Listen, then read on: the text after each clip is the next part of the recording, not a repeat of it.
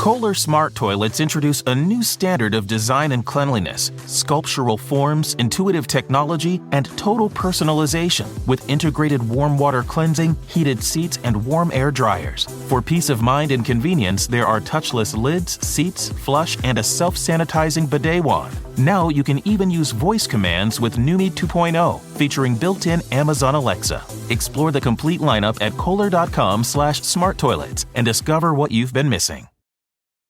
Start clean with Clorox, because Clorox delivers a powerful clean every time. Because messes happen. Because the charcoal mask. Great, because why would I put that on my face when I could drop it in my sink? This is what I get for multitasking. Ugh, why is charcoal so sticky? Hello? Hey, Janice. I am so sorry. I thought I was on mute. No, we don't need to reschedule. I'll just stay off camera.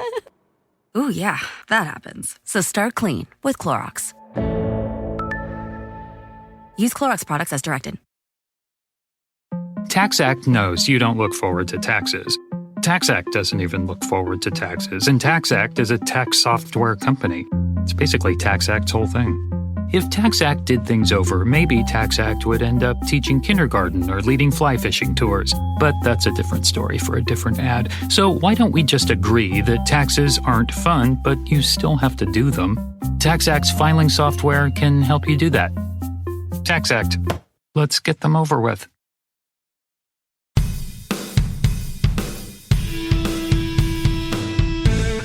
How's it going? And welcome to episode 150 of On the Wire. Proud member of the Pitcher List Podcast Network. Follow the pod on the Twitter at On the Wire Pod. I am Adam Howe. You can follow me at 80 grade. That's all spelled out. And Kevin Hasting is at Hasting Kevin on the Twitter. We are 150 episodes in. I mean, I don't think that I wrote this outline and I wrote that number a couple times on this outline. I don't think it's clicked until I just said the words out loud. 150 seems like maybe a made up milestone, but a milestone nonetheless. How you feeling after 150 of these things? Same, Adam. I hadn't realized it until I just heard you say it. And yeah, I was thinking the same thing before you started talking about it. I was like, oh wow, here we are. We made kind of a deal about 100 last year, and we recorded live from PitchCon. And PitchCon this time of year, it makes sense that we're about 50 episodes later, doing an episode a week. This is awesome, man. I can't believe it. Starting our fourth season when we get into the 2024 season. Yeah, I'm trying to do math really quick, but it's hard to do. But I'm trying to figure out where we'll be at 200. I'm assuming we'll be right around this time. We might be able to do 200 at PitchCon again. We'll see. We'll see how the stars align. But we are in the middle of our preview episodes. We're going to be talking of one single category today. The most important category, as most will agree, and that is the saves. It's a fun category because you honestly don't usually know what you're talking about until you actually get into the weeds and are halfway through the season and realize everything you might have thought was wrong. And luckily we have some backup to join us on this one, who is no stranger to the category, to relievers in general, and that is our good friend Mike Carter. You should be following him on the Twitter already at MDRC0508. You can listen to him if you're not already. You should be at the Fantasy Baseball Beat podcast, and reading all his work over at Fantrax and newly minted over at Rotoballer as well.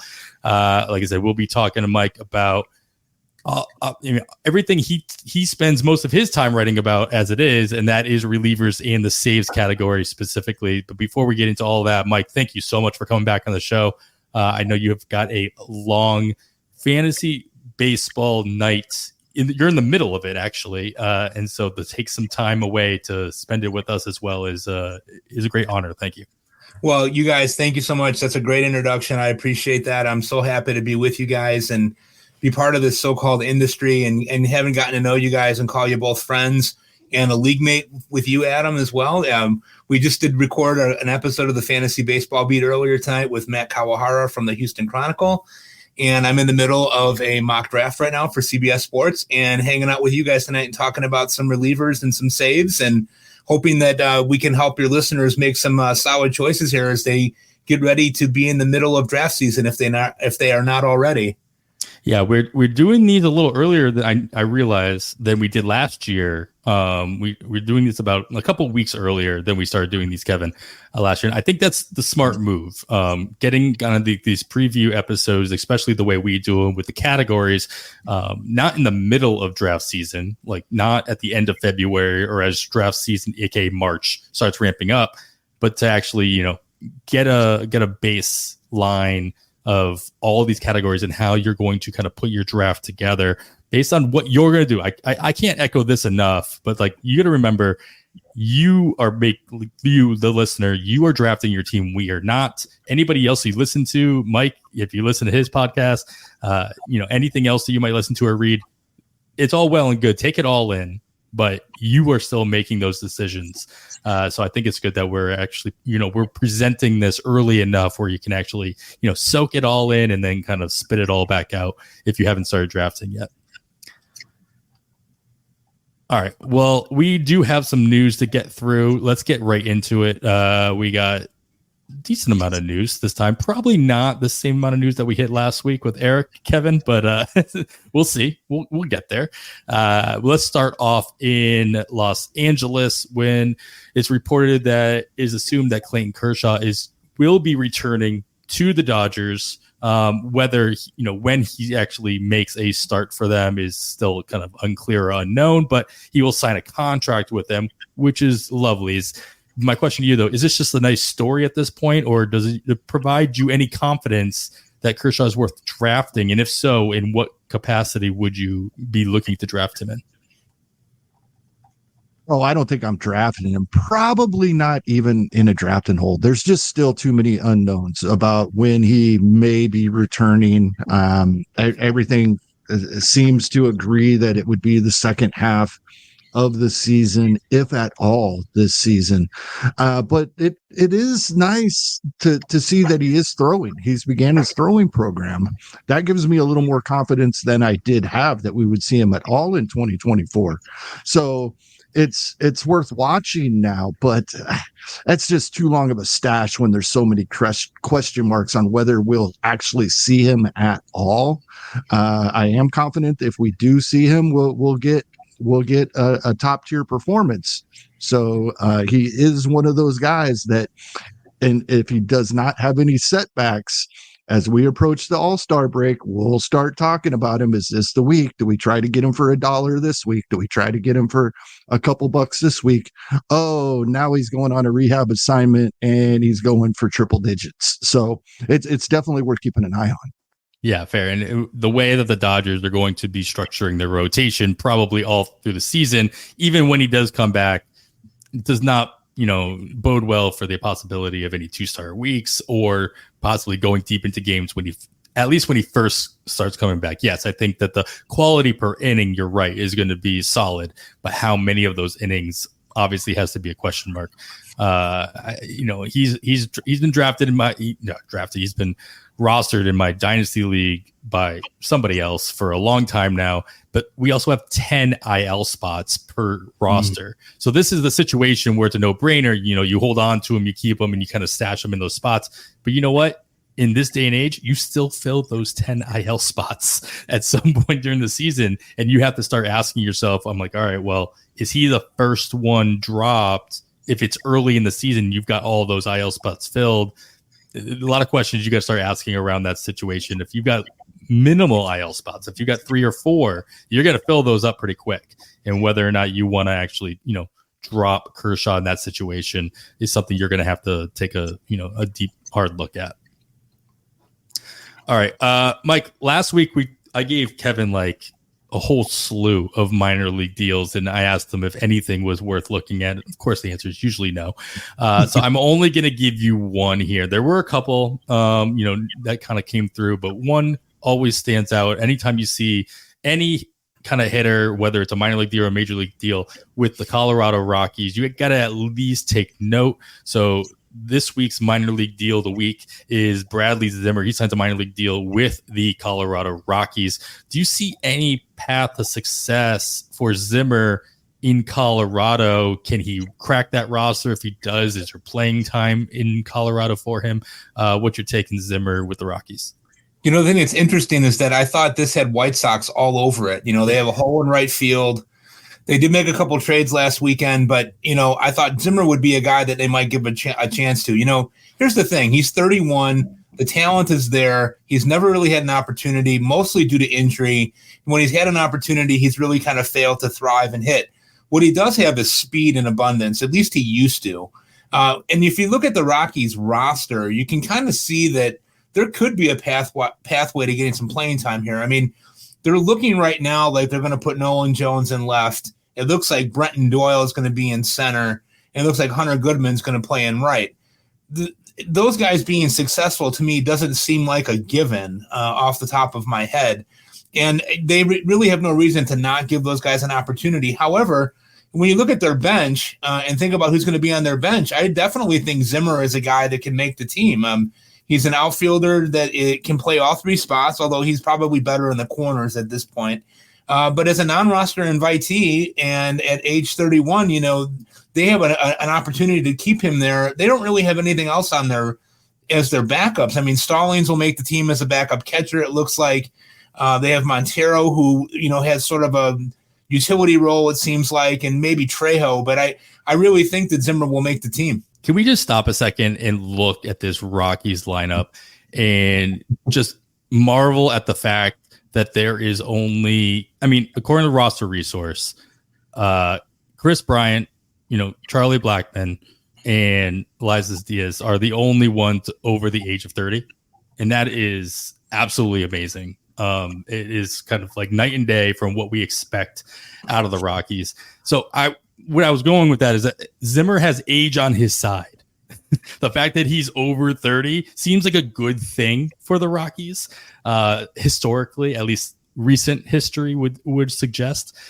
So there's that going for him as well. If they're going to just allow a 24-year-old, a 25-year-old, and another 25-year-old to man the outfield for them.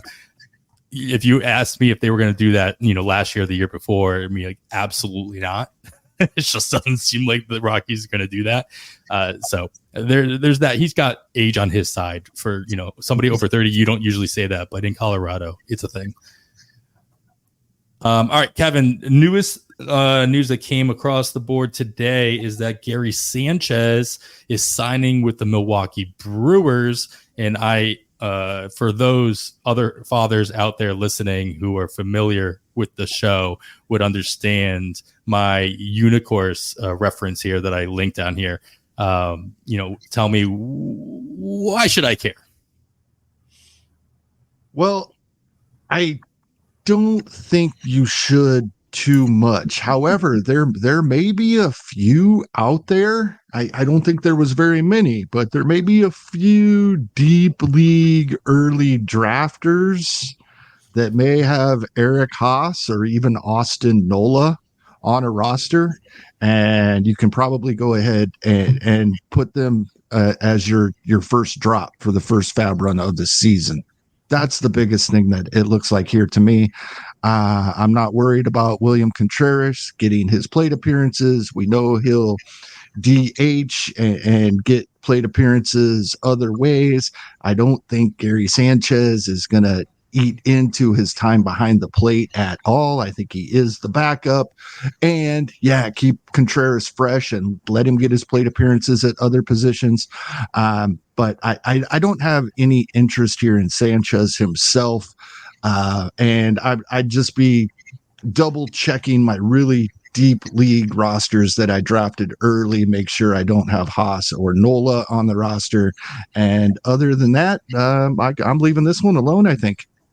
Yeah, I think there's some expectation that Gary Sanchez is going to get some DH time as well. I'm not as confident in that with, the kind of plate appearances that Milwaukee's going to want to get out of some of their younger guys to kind of give them as much, run as possible. Yelich is going to need some rest as a DH and not be able to play the field a lot. So I'm definitely not in the camp of thinking that, this is a catcher eligible player who's going to get extra run at the DH spot, or even like be the primary DH and back up as the catcher sometimes. I like the call out that they already had some backup catchers on the roster that you might have been interested in, and now not so much.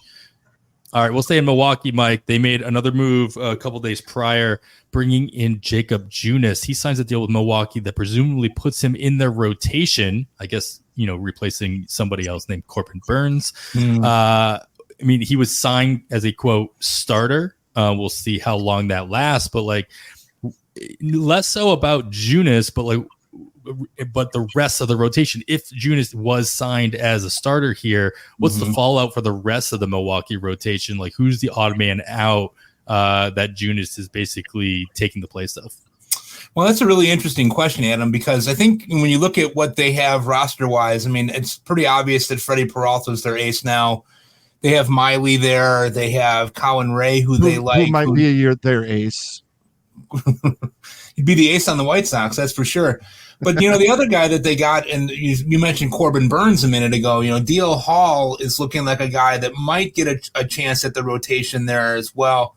Bullpen's pretty stacked there.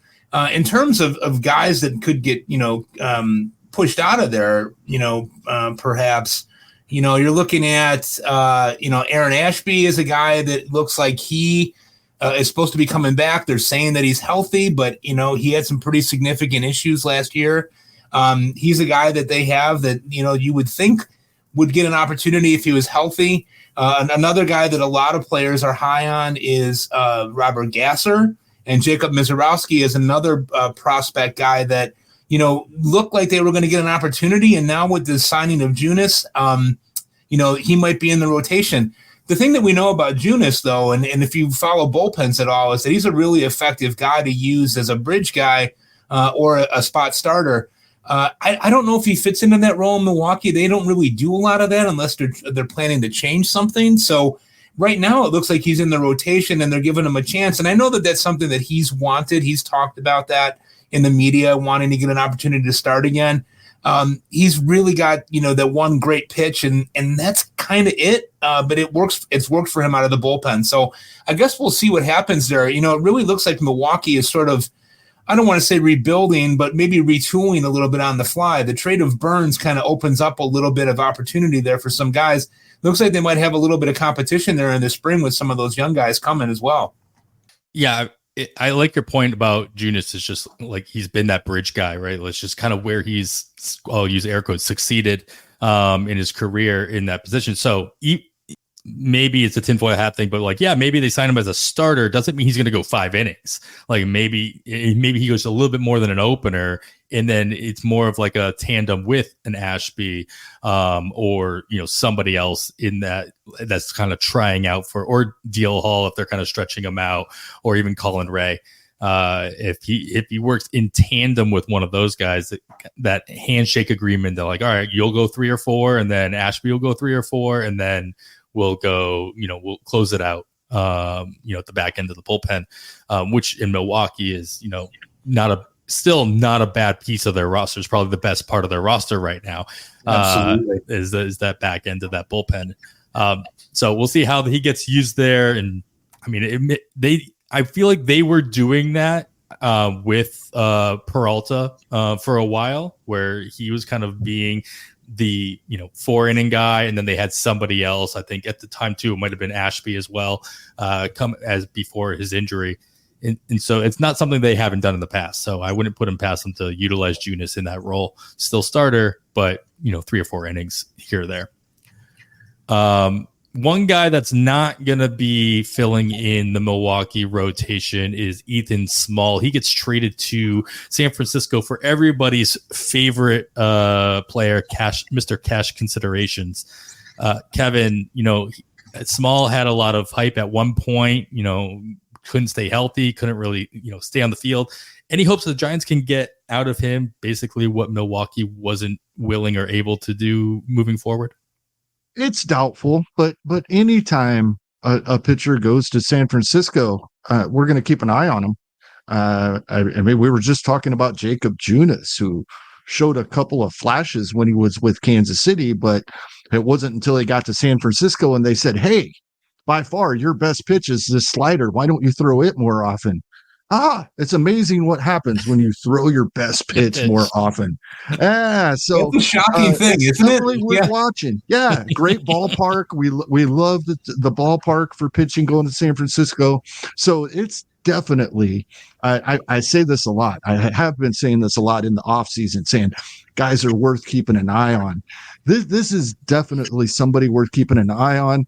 But at the moment, I really don't have any interest, definitely not in drafting, but keeping an eye on this, the ballpark and what San Francisco can do with pitchers. And like I said, we just talked about one that was so much better when he went to the Giants than with previous teams. So it's something to watch for sure. All right, fair enough. All right, we're going to close out the news section here with some hometown news for each one of you guys, and we're going to get to those right after this break. Kohler Smart Toilets introduce a new standard of design and cleanliness, sculptural forms, intuitive technology, and total personalization with integrated warm water cleansing, heated seats, and warm air dryers. For peace of mind and convenience, there are touchless lids, seats, flush, and a self-sanitizing bidet wand. Now you can even use voice commands with Numi 2.0, featuring built-in Amazon Alexa. Explore the complete lineup at kohler.com/smart toilets and discover what you've been missing. Start clean with Clorox because Clorox delivers a powerful clean every time. Because messes happen. Because the charcoal mask. Great, because why would I put that on my face when I could drop it in my sink? This is what I get for multitasking. Ugh, why is charcoal so sticky? Hello? Hey, Janice. I am so sorry. I thought I was on mute. No, we don't need to reschedule. I'll just stay off camera. Ooh, yeah, that happens. So start clean with Clorox. Use Clorox products as directed. TaxAct knows you don't look forward to taxes. TaxAct doesn't even look forward to taxes, and TaxAct is a tax software company. It's basically TaxAct's whole thing. If TaxAct did things over, maybe TaxAct would end up teaching kindergarten or leading fly fishing tours. But that's a different story for a different ad. So why don't we just agree that taxes aren't fun, but you still have to do them? TaxAct's filing software can help you do that. TaxAct. Let's get them over with. All right, Mike. All right, Mike. Not the worst thing I've been called today, Adam. Fair. I'm like, what do you have against Marks? I mean, that doesn't seem like a bad thing at all. Not at all. You've had to deal with quite, as a White Sox fan, you have had to deal with quite the, last couple of years, but mainly this offseason. You got, I don't know. Well, I want to get your take on whether or not these were good news or bad news recently. Your White Sox made two trades. One happened right after we finished recording, so we didn't talk about it last week, so we get to talk about it now. And that is sending Gregory Santos off to Seattle. In return, they bring in Prelander Baroa and outfielder Zach DeLoach and the 69th overall pick in the upcoming 2024 draft. They then acquired Dominic Fletcher, outfielder from Arizona, for Christian Mena. And you please correct me if I mispronounce his name. I apologize to Christian here. What's your overall take on these moves? I saw your tweet. I have a glimpse of what you kind of think, but you got to hold your hat onto something. Are these the things you're going to hold your hat on this offseason? Well, it's been an ordeal, as you know. It's hard to kind of see what the direction is on this team, quite honestly. What they say and what they do are two very different things. We know that they don't like to spend a lot of money. There was a tweet earlier today that said that the only two teams in Major League history that have never given a $100 million contract out to anybody are the White Sox and the moribund Oakland Athletics. So we're in great company there. The biggest contract the White Sox have ever given out is to Andrew Benintendi. Mm-hmm. So just, let's keep that in perspective here. If only they were in a bigger market. I wish if only they were in a bigger market. Maybe if they were like in the, the third largest market in the United States, it would be better. But, who knows? Who's counting? So long story short, we've had little to be excited about. And both of these trades I thought were good ones. Gregory Santos is not a closer. And he was going to be the closer on the White Sox, probably just because they didn't have any other options. They traded him to Seattle and got DeLoach, who I don't think he's going to make the team, but I think he's a guy that could end up coming up and paying some dividends for them this season. Right field has been kind of a glaring hole for them for a number of years now. They think Oscar Colas needs another year of seasoning at AAA. It seemed that way. His mentality when he was here, he was not really engaged in the game, which is the criticism that we heard often. And so he needs some more seasoning. Gavin Sheets has kind of shown us what he is, and we should just believe that.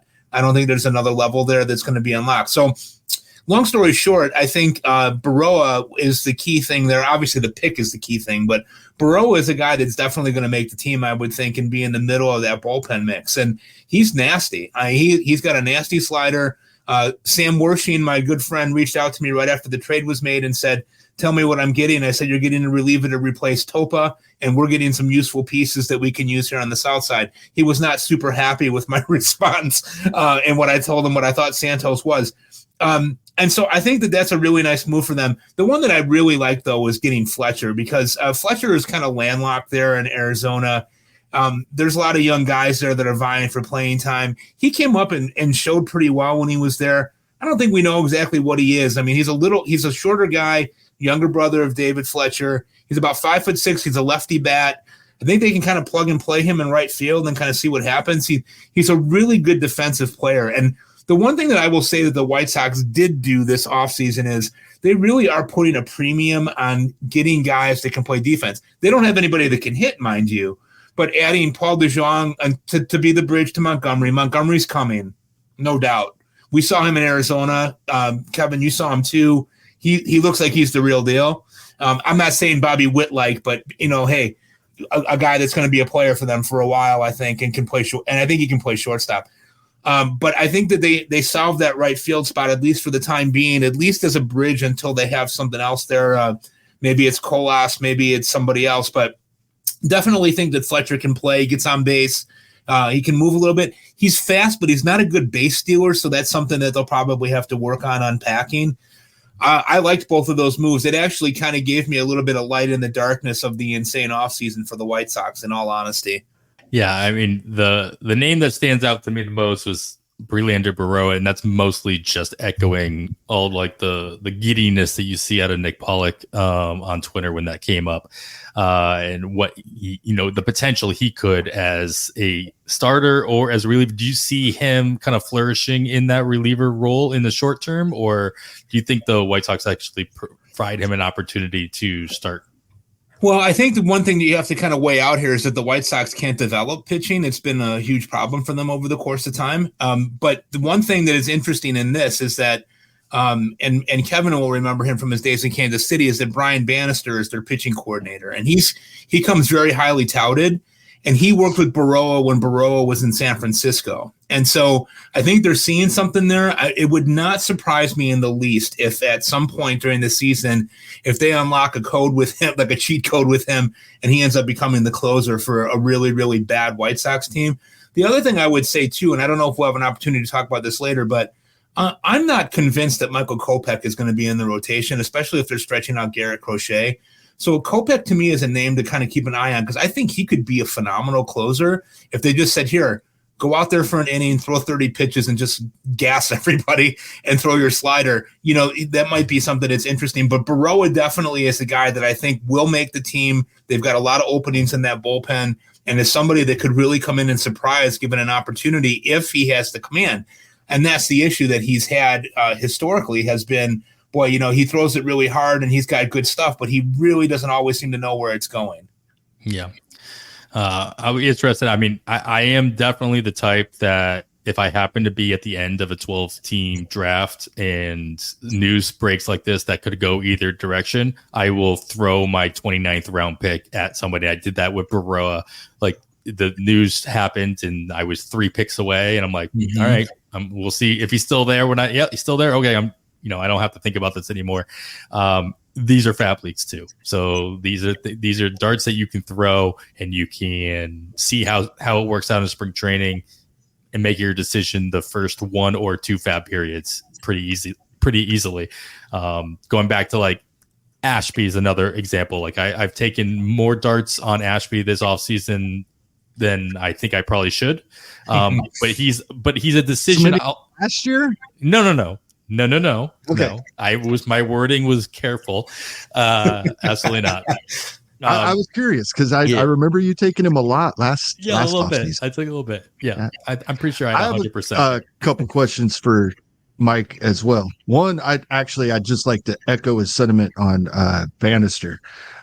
He had a stint as the manager of the Kansas City Royals when things weren't going so well for the Royals, but he's amazing on the pitching side of things. Over the past year or two, as the Royals have been revamping their entire organization, I was really hopeful that they were going to bring Bannister back in a position similar to where he is with the White Sox now. I love that. My question for you, Mike, is the other White Sox system player we got to see a lot of in Arizona was Brian Ramos, and I like him quite a bit. You think we see him in 2024? And if so, when? This is very important to a couple of my teams. Yeah, I think there's a definite chance. I mean, we're getting the whole, Yohan Moncada is in the best shape of his life nonsense again, and I that's great and fine and dandy, but we kind of know what he is. I mean, he's about to age out of the only good season he's had. It's been 5 years. I don't know that he's ever going to really be the guy. And I could see them in a team where, they're going to struggle to probably win 60 games, that they could really look at trading him and opening that spot up for Ramos. I mean, the thing that surprised me about Ramos in Arizona was that I thought he was a different kind of player. Like, I thought he was thicker than what he is. He's actually pretty lean. He's light on his feet. He's made a lot of strides playing third base. And if you're going to be terrible, why not start with the left side of the infield with Montgomery and Ramos and just let those guys play? I think Montgomery I don't think Montgomery will make the team, but I think that he will be up early. And I think Ramos could too if they decide that they need to move Moncada or they're going to trade him. Their only other option at third base really right now is Nicky Lopez. I mean, do you want to do that? Like, I don't want to do that. I don't want to see that. Like, no, I don't think anybody does, So, he's fine at second base or whatever, but I don't want to see him at third base. So I think there's a definite possibility that Ramos could be up, especially in the second half of the season. Nice. All right, well, there's something to look forward to then for both Kevin's teams and Mike's actual team. All right, well, let's move from the White Sox down to Kansas City, Kevin. And your Royals, they locked up their boy, Bobby Witt Jr., for presumably his entire career. And congrats on that. I mean, he is obviously a very good talent. We've known this for a long time. And now Kansas City has the face of their franchise for the next decade plus, unless he opts out of some of these $35 million a year contracts. We'll see how inflation works out when that comes around. But not really fantasy related, because I mean, we know who Bobby Witt is. We know he's going in the top 5 picks of most drafts this year. It's not really affecting anything that we talk about, but I'm curious to know what your thoughts on why Kansas City was willing to fork out this kind of a contract. I tweeted out, if you compare this to what the contracts that we saw J-Rod get and Acuna get, they're night and day as far as both years and AAV and total dollars. Obviously, it's more in line. I was just looking up Tatis's deal, his pre-arb deal. That it's a little closer to his, a little bit less, but the AAV after arbitration years closer to that $35 million mark per year. Is this more Kansas City knew what they had and they wanted to lock them up, or is this more, J-Rod and Acuna probably should have gotten more at the time? What are your thoughts here? I think it's a little bit of all of that. Throw in the fact that we have an ownership group that's been in place for 2 seasons, and they're looking to build a new stadium. That's a big part of this as well. Getting fan interest and getting support behind however they decide they're going to ask for money for the new stadium. So there's a lot going on here. I think the biggest difference between Bobby Witt Jr. and some of the other players you mentioned is just the backgrounds they come from. I mean, we know Bobby Witt Sr. was an MLB player. Is Bobby Witt Jr.'s agent. It wasn't a huge, at least from the outside looking in, it does not appear that it was a huge deal for Bobby Witt Jr. to get a lot of money up front. Those post-arbitration years at $35 million a year was his focus, as opposed to some of the other players, especially some of the Atlanta signings that we know. It was a big deal for these guys to get several $1 million that early in their careers. Not as big of a thing for Bobby Witt Jr. Putting it off till later, I think was more doable for him and maybe even more desirable by him. But that, I mean, backing up just a little bit, other than a couple of nights, one that occurred in 1985 and one that occurred in 2015, this is that was the biggest day in Kansas City Royals history, was making this signing. I mean, this is a big deal, especially on top of the offseason they've had, which isn't the most amazing group of players that have ever been signed by a team in an offseason. But the fact that the Royals are doing it and then go out and lock up Bobby Witt Jr. for hopefully 11 to 14 years, depending on what he decides to do with those opt-outs. Third biggest day in Kansas City Royals history. That's, and that's saying something. Obviously, you got to include those two other dates for sure. But yeah, it's interesting. Yeah. I didn't really consider the idea that, I knew that they were looking to lock up a new stadium in Kansas City. And I wonder if this is a precursor to more spending, or maybe not this offseason. We're kind of winding down. There's only a couple of other, marquee guys on the market still. But going into next year in the AL Central, I mean, if you're listening on the corner, you hear Nick Pollock say that his bold prediction for this year is Kansas City's winning the division. Whether that's bold or not, it's a question mark, because the division is not great, as Mike can attest to.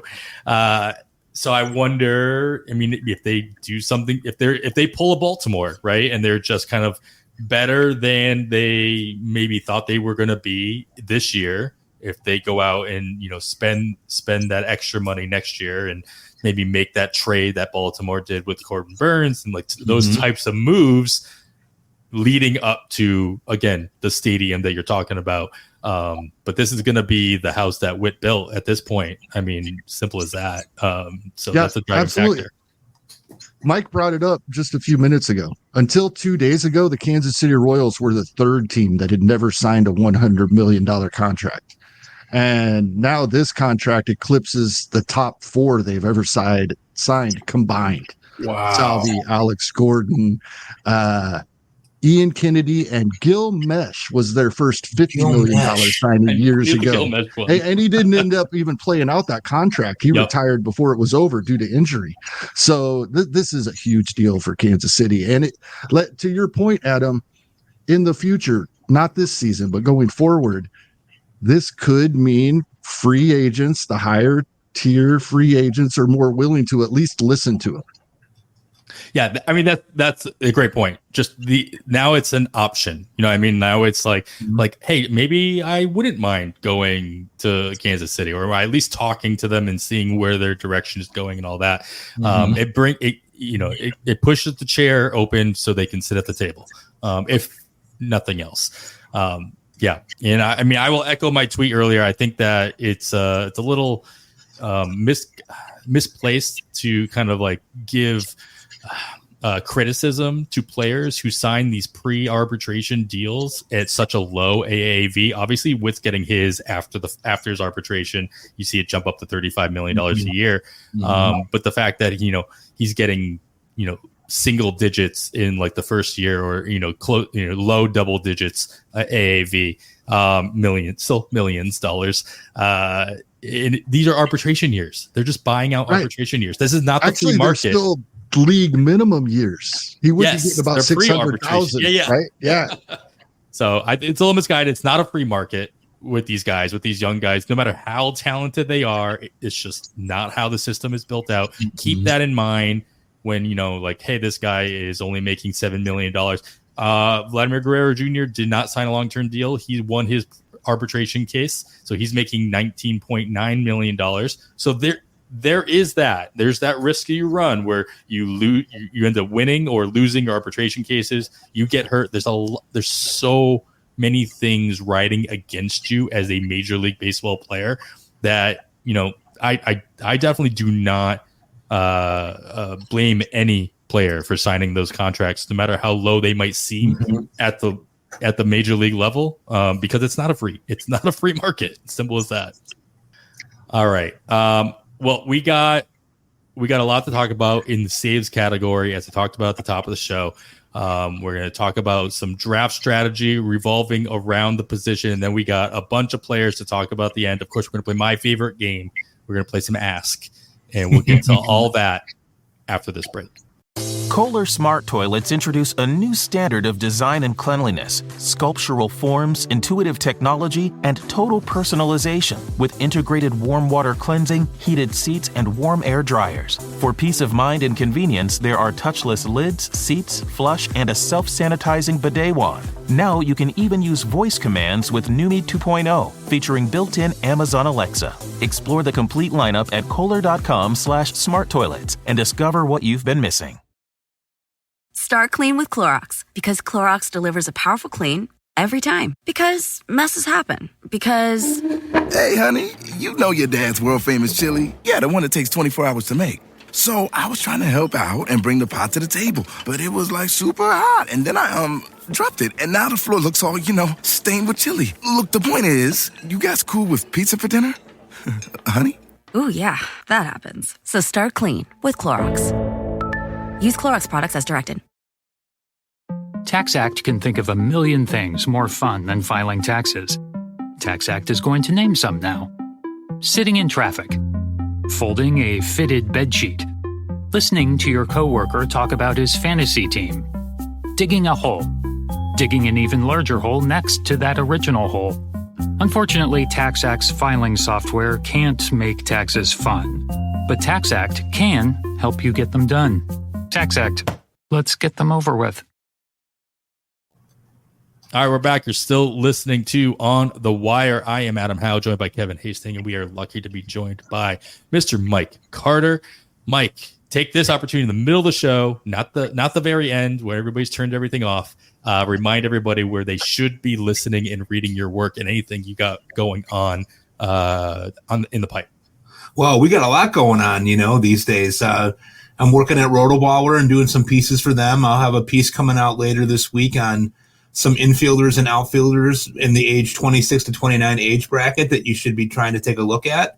I have my bullpen stuff coming out at Fantrax over the week. I don't know if it'll be over the weekend or not. It might hit before the weekend. I did a top 50 reliever ranks for them, and it not only includes guys that could get saves, but also some guys that you might want to speculate on. Maybe Michael Kopech's on that list. Maybe he's not. And I'm, continuing to do the fantasy baseball beat with Chris Torres. We just recorded an episode tonight, and we're going to start moving that back to weekly now that the season's getting going. And that's where we, interview beat reporters and have guests on like you guys come on and talk about different things that are going on in the fantasy world. So we definitely got enough to keep us busy over here. I love the format you guys have on that show. I've said this since day one. Mm-hmm. Nobody else, there's no other fantasy podcast that I know of that is doing that regularly. You might have somebody come on once in a while as a guest, but the fact that that's like your focus and you guys have stayed true to that focus for this will be your third season doing the podcast, if I'm not mistaken. Yes. Yeah. So it's interesting. We're really fortunate to get people who were willing to come on, and we get really good writers to come on, guys and girls that I followed for a long time, and they're more than gracious with their time, and we feel like it gives the fantasy player a little bit of an edge because of the fact that we're talking to people who are covering the team on a daily basis. It can give us some useful information, and we really like doing it that way. And I think that it has hit a note. The thing is, I think in our world that there's so many good podcasts out there. You have to find kind of a niche. You're not going to compete with a lot of you guys have been going strong for a long time. You got Race and Barrels, you got the HQ guys. We could go on and on and on talking about that. So I think we just really have to figure that piece out. Those are things that we look at that we're, I think we see that there's a spot there and maybe a little bit of a gap. And so we try to walk through it, and it's a lot of fun. It's fun to do the stuff with your friends, as you guys know. And I'm just thrilled to be part of it. I always think at any moment this could all go to hell in a handbasket and I would be back doing nothing again. So I'm really just trying to enjoy it while it lasts. It's really fantastic. Yeah, absolutely. Agreed. All right. Well, let's get into everybody's favorite subject matter, and that is, how do you draft saves? How do you consider that category when you're drafting, and then into the season as well. So first and foremost, you know what, Kevin, I'm going to ask you, has anything changed going into 2024 drafts as to how you are considering saves as a category? Versus what we saw last year. I mean, we talked about it ad nauseum last year going into drafts for 2023. We saw, in Gladiators, we saw closures going on the, back to back on the turn, on the 1-2 turn. Like, we saw what was kind of crazy things as far as what we had seen in years prior. Are you expecting, or have you experienced / expecting more of the same going into kind of the bigger drafts in March? Yeah, without skipping too much ahead here, Adam, it's something you have in the outline, and I'm just going to address this. You have it bold and underlined in the outline. You want to ask it, or is it okay if I go ahead? Go right. Yeah, go for it. Yeah. You have this right in the middle of the outline. Is it me, or does it seem like we know who the set closer is going to be on more teams heading into 2024 than we did heading into 2023? I think it seems like we think we do, but it's because of what we saw in 2023, which was a complete outlier to what we've seen for the past several years. So I am realizing over just the past few days, maybe the past week or two, that maybe things we think we know aren't quite as set as we think they might be. And we're going to get into that throughout this episode.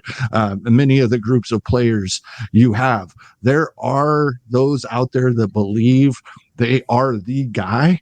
There are others that believe not so fast. Maybe somebody else has a more likely scenario where they get more of the ninth inning opportunities.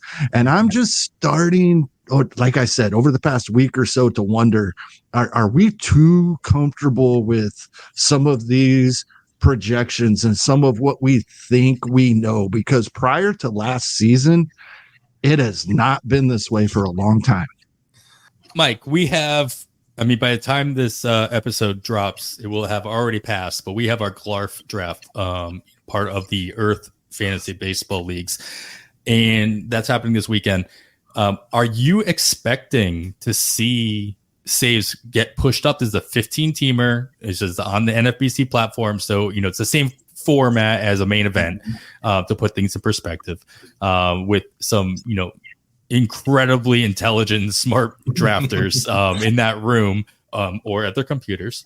And I mean, I haven't seen this push this year so far. I've done a couple of 15s, I've done a couple of 12s, all on the NFBC platform, and I haven't seen this push into the second round, even into the third round. I think might have seen Diaz go in the third round a couple times, but are you expecting to kind of see that curveball happen for the same reasons that Kevin was talking about, or are you going to hold tight?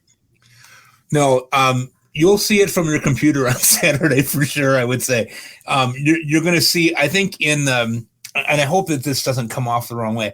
I think in the more quote unquote expert leagues, you start to see the closers fly off, because what people really want in those is that what Kevin was kind of referring to as well before, like the certainty. But when we talk about saves and closers and certainty in the same sentence, it doesn't really exist. And so we can look at it and we say, oh, Edwin Diaz will probably be the top closer off the board, or Hader, or Devin Williams, or any of a number of guys. And what everybody's really trying to do, I think, is say, okay, I want to get a guy that's going to get 30 saves, that's going to help me with ratios, and maybe try to get me 100 strikeouts in that deal, right? If you're going to do that, you're going to have to strike early because the Sharks are going to be swimming on Saturday. And I won't say them by name. I have too much respect for them. But my father-in-law always used to say, God rest him, he would say, if you're in a room and you don't know who the mark is, it's you. and so I think that that's going to happen pretty quick. Personally, I feel okay sharing this. I think if you in an expert draft, you have to have a good closer or somebody you think is going to be a good closer within the first 5 picks. Otherwise, you're not going to be getting saves on your roster and you're going to be chasing them all year. And I think what we've seen in Glarf, Adam, if we use that as sort of the backdrop of this, is that people will try to speculate and spend big money in fab trying to get guys that they think are going to get saves. And they might spend triple digits for a guy that might get 4 or 5 and then a guy that doesn't really explode on the scene. There's not really a lot of minor league guys that we earmark that say, oh, this guy is one to watch. It's going to be a closer. It's usually going to be a war of attrition and fought from within. So I agree with what you said that, when you look at it, there's probably 10, maybe 12 quote unquote sure things, but there's a bunch of other guys that I think are going to provide some value and are going to be able to get you saves as you kind of move through that and find those guys throughout. Personally, for me, I've played that fool's game of trying to find saves on the waiver wire. In a deep league, you're not going to really be able to do it. So I think your best bet is to roster somebody that you think is going to be really good. I'm probably going to try to go for 2 of those guys and just be done with it for the peace of mind that I need to have as a drafter. Yeah, I mean, I haven't quite done it that way in any of my drafts so far. I've definitely taken my 1 and then I, rolled the dice on somebody a little bit later. But in years prior, even prior to last year, I would typically kind of do the double tap in some fashion, whether it was round 4 or 5 or round, 8, 9. But I wanted to make sure like I got 2 guys that I felt comfortable with at the same level, whether again, it was 3, 4, 4, 5 or down below. Either way, I kind of trusted both of them. It was almost like a talent handcuff, not a team handcuff, but a talent handcuff.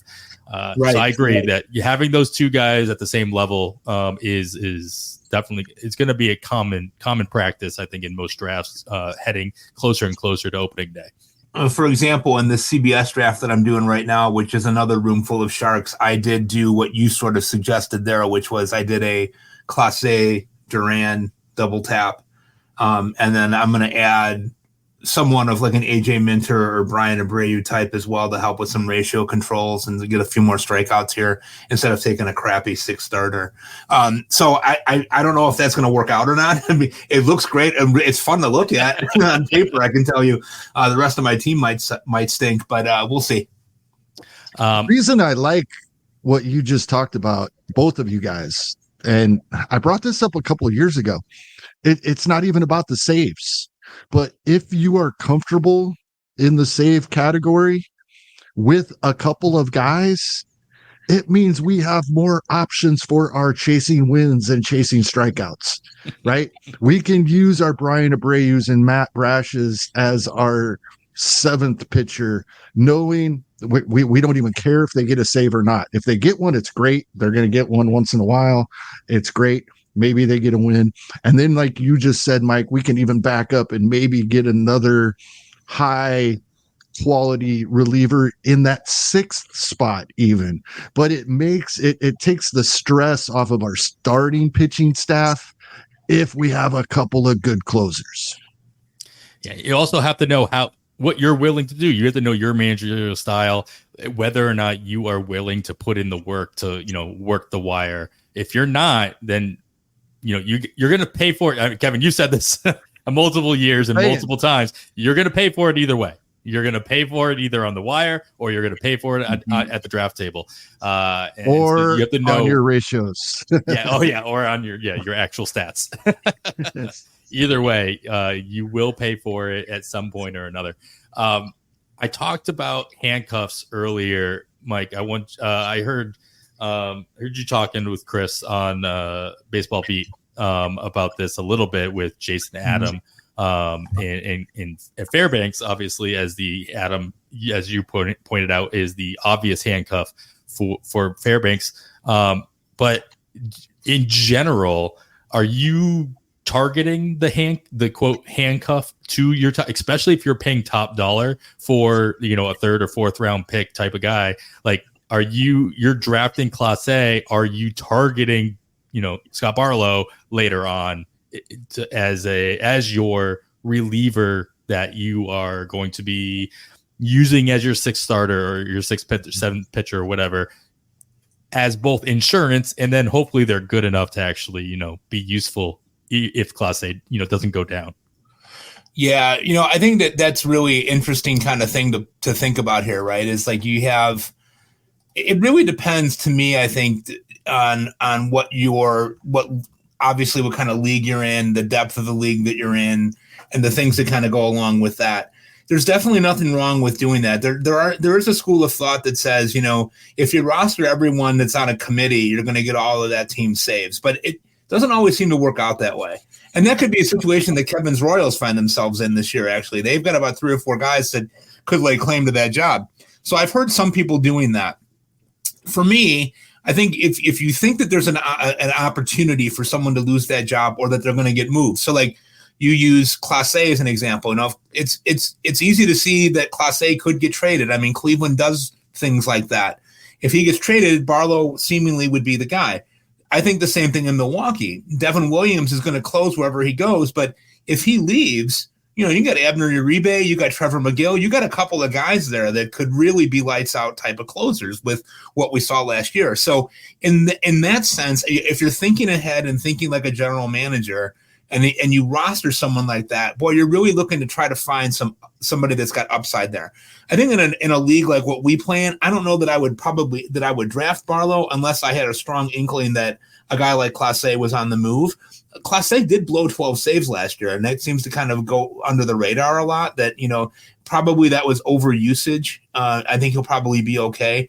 So we'll see how that all plays out. But I'm looking more for the guys when I'm drafting. Essentially, what I'm really doing is I'm looking for the guys that I know can help me, even if they don't get that job. So the Brian Abreu's, the AJ Minters, the Adam, as you mentioned before. Matt Brash would be another one who actually could walk into some save opportunities depending on how Scott Service uses that bullpen. I'm looking more at that than I am at a handcuff necessarily. Although Adam is not a bad handcuff when you think about it because of the fact that Fairbanks has never thrown more than 45 innings, and he's got Raynaud syndrome and a variety of different issues that seem to crop up. And Adam's probably going to get 10 to 12 saves no matter what anyway. So you can make a really strong argument for handcuffing in that situation for sure. So I'm not really answering the question. It sounds like I'm running for president, but I really kind of look more for those guys that I think can help me that are not necessarily handcuffs, but guys that could help me as a reliever, as somebody to help with ratio control and get me 100 strikeouts and not blow me up like Jamison Tyone or something like that. You know, you have my vote, Mike. There you go. So, there you go. I'm not as old as those other guys, although I am pretty old. So. I'd be willing to bet Mike would sweep this entire industry. He would get every vote. There you go. I do not doubt it whatsoever. It's just an interesting thought. If you're going to go the route that you're talking about doing in this mock draft that you're doing, where you're going to end up grafting 1 or 2 of these, you know, solid late inning / middle relievers who are going to provide you value in the ratios or whatever. If you think far enough ahead about that, in that may or may not dictate the closers that you end up pulling the trigger on wherever you're going to pull the trigger on. So like wherever you're going to pull a trigger, most of the time, unless you're at the tail end of some kind of run, you've got 2 or 3 options, right? So like they all get drafted in like these little bubbles. And if you start the run, you have your choice. You might want to consider who their backup is, whether or not they would be useful as a reliever on your team anyway. And that might be the tiebreaker for who you choose as your set closer, knowing that you could handcuff them with a talented reliever, as you mentioned. Like, so like if Munoz is the guy you're going after, like, great. Now you know that, you know, Brash is still going to be talented enough and useful enough in other capacities that it makes the target of him even more likely for you if that's, you know, that's the strategy you're going to go with. Something to consider. I'm waiting for the day that bullpens in general get treated like defensive teams in fantasy football, where you can just draft an entire bullpen instead of having to chase saves or hold. I've never seen whatever. that. That would be I know, and that's why I'm waiting for the day to somebody take it. Like, just make it an option. You don't have to do it, but make it an option. Like, you can still play in IDP leagues and individual defensive player leagues, but most leagues play with a defense, and you don't have to pick a safety or a tackle or whatever. Why not? It would bring in a whole different slew of strategy, because you'd be on the hook for every reliever that came into the game, and especially this day and age too, when you have openers. Technically, the starting pitcher would be part of the bullpen, and you would get all those stats too. So it would create a whole nother corner of our industry to fill as far as I have an addition creation. to that, Adam. I love this, and I have an addition to make to it. The first league I played in was a points league, and your hitters did get -1 point when they committed an error.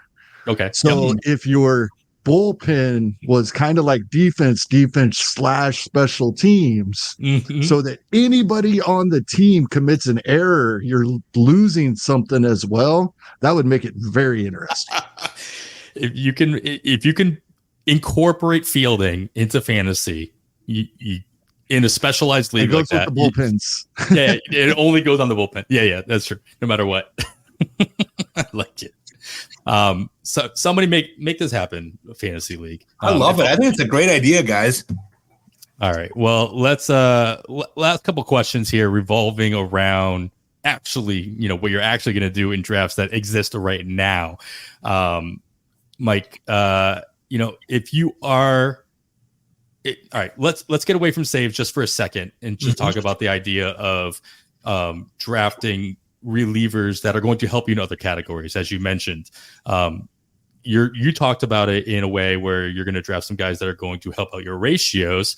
But how often are you chasing, like, the quote first man up, the guy that can come up in the fourth inning to vulture a win in a good situation? And I know, Kevin will always say it's like, we don't want to chase wins, but we have to.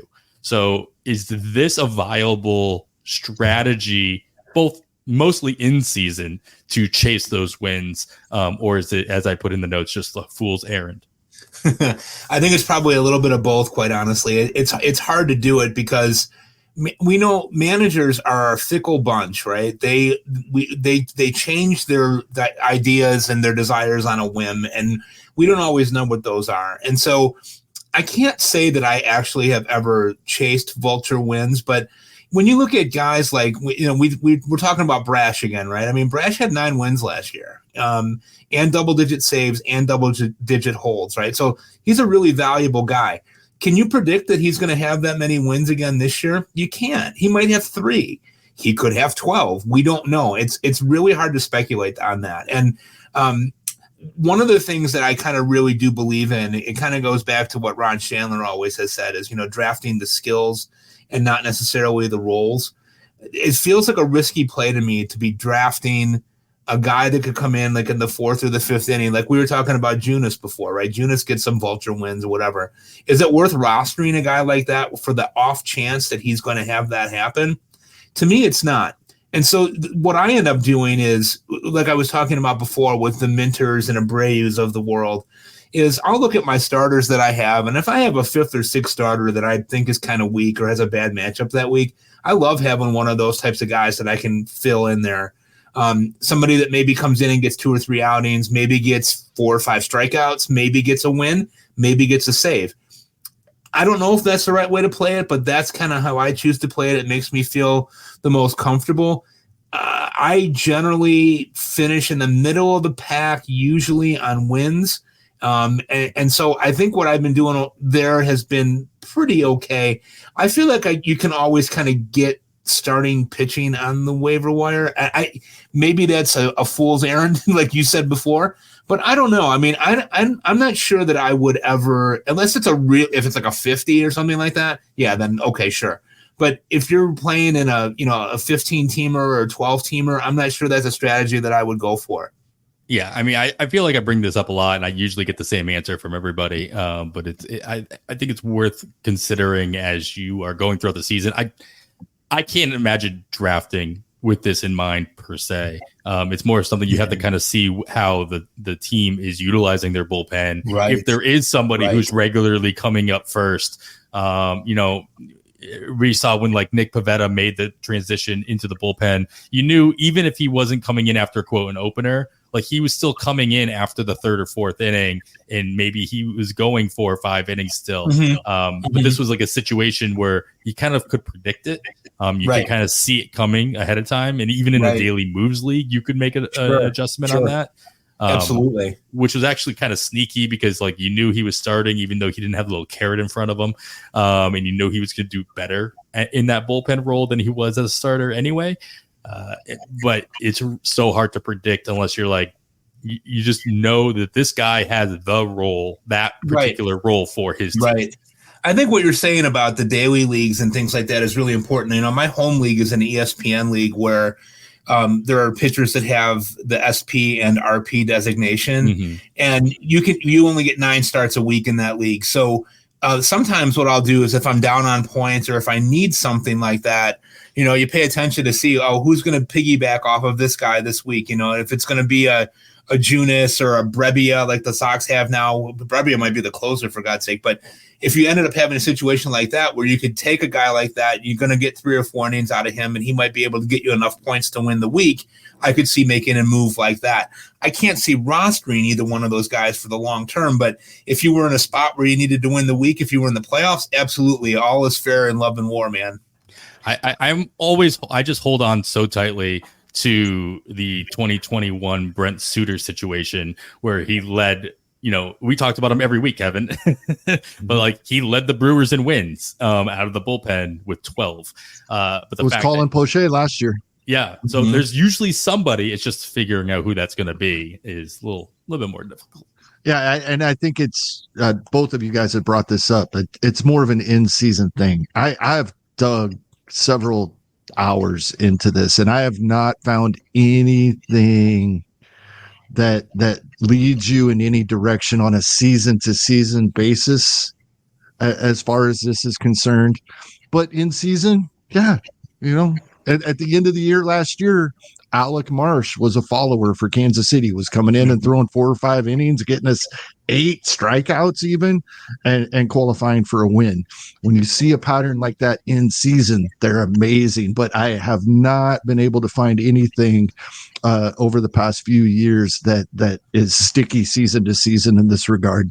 All right. Last thing, Kevin, you talk about this a lot, so I'll let you take the lead on this, especially in season.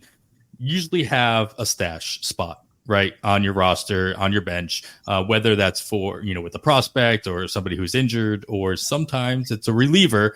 Maybe you have 2 stash spots and one of them is always a reliever. But you always say like, hey, I'm not going to, you know, pick this other stash up if I'm already stashing so-and-so. So how long do you hold on to said stash until you're like, well, the stash has not worked out. It's not worth the juice is not worth the squeeze here. How long, you know, in what situations where you're like, fine, I'll finally make this switch?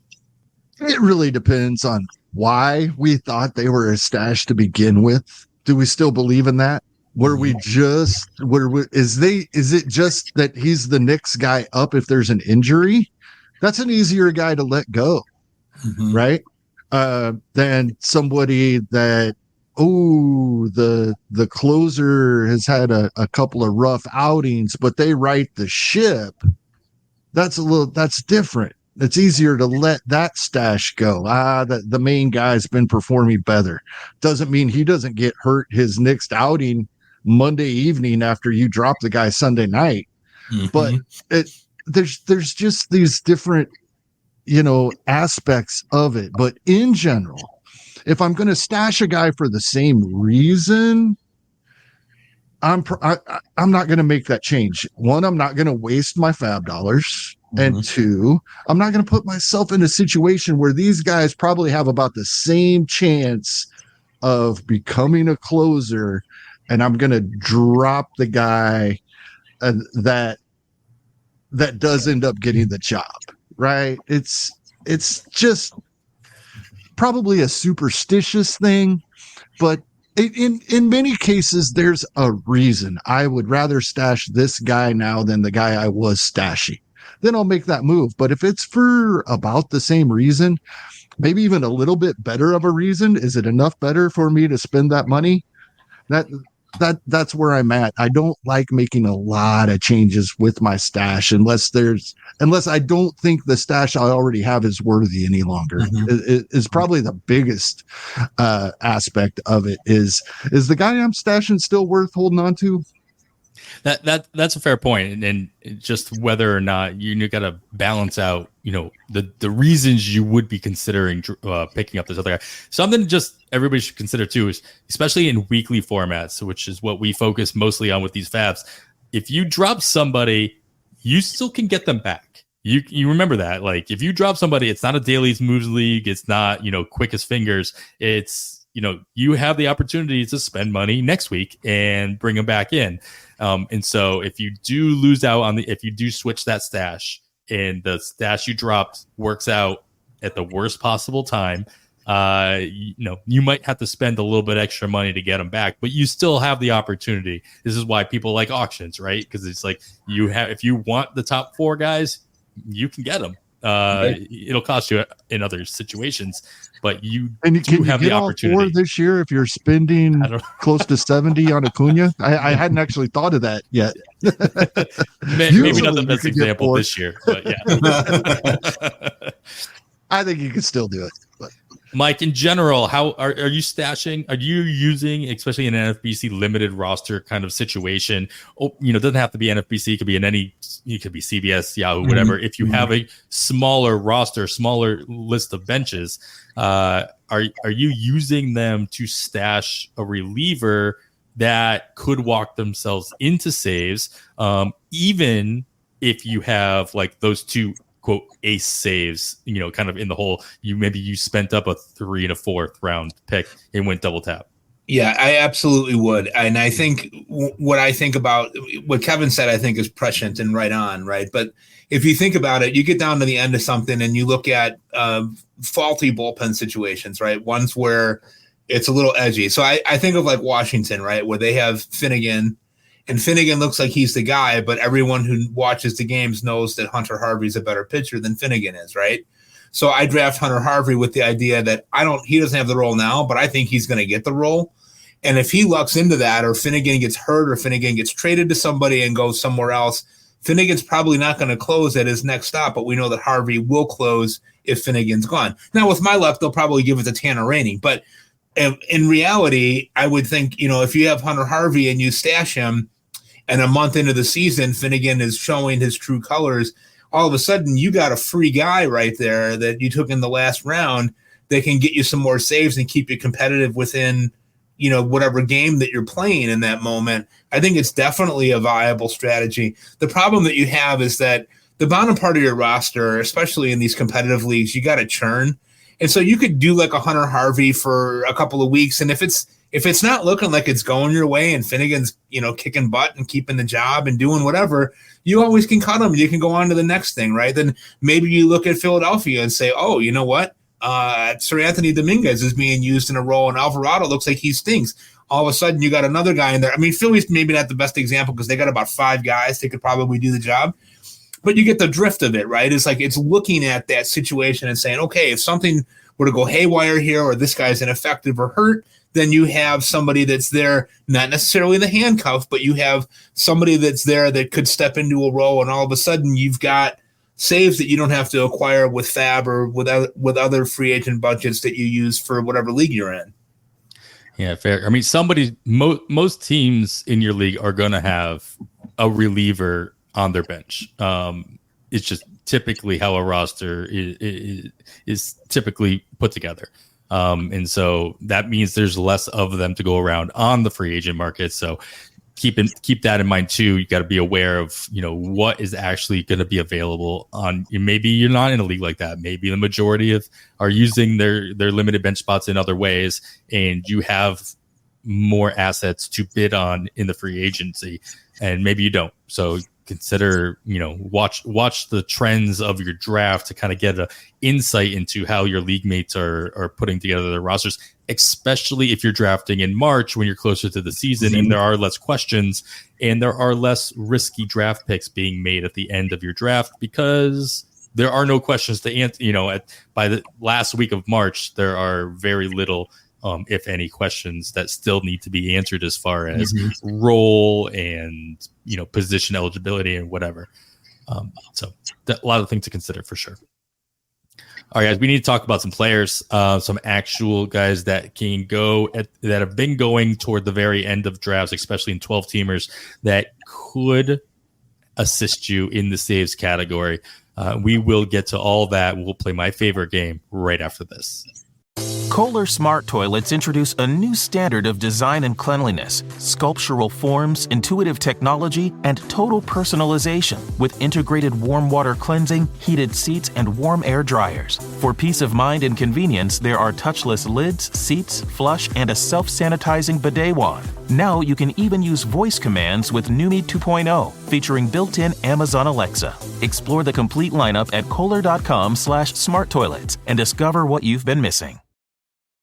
Start clean with Clorox because Clorox delivers a powerful clean every time. Because messes happen. Because the charcoal mask. Great, because why would I put that on my face when I could drop it in my sink? This is what I get for multitasking. Ugh, why is charcoal so sticky? Hello? Hey, Janice. I am so sorry. I thought I was on mute. No, we don't need to reschedule. I'll just stay off camera. Ooh, yeah, that happens. So start clean with Clorox. Use Clorox products as directed. TaxAct can think of a million things more fun than filing taxes. TaxAct is going to name some now. Sitting in traffic. Folding a fitted bedsheet. Listening to your coworker talk about his fantasy team. Digging a hole. Digging an even larger hole next to that original hole. Unfortunately, TaxAct's filing software can't make taxes fun. But TaxAct can help you get them done. TaxAct. Let's get them over with. All right, we're back. Let's talk about some players, guys. Let's talk about some players that we may be targeting late in our drafts, like I usually say in the final 2 rounds or so. This one, we're going to extend it a little bit more because we're going to play Ask. For those keeping track at home who aren't aware of the game at this point, I'm playing it a lot.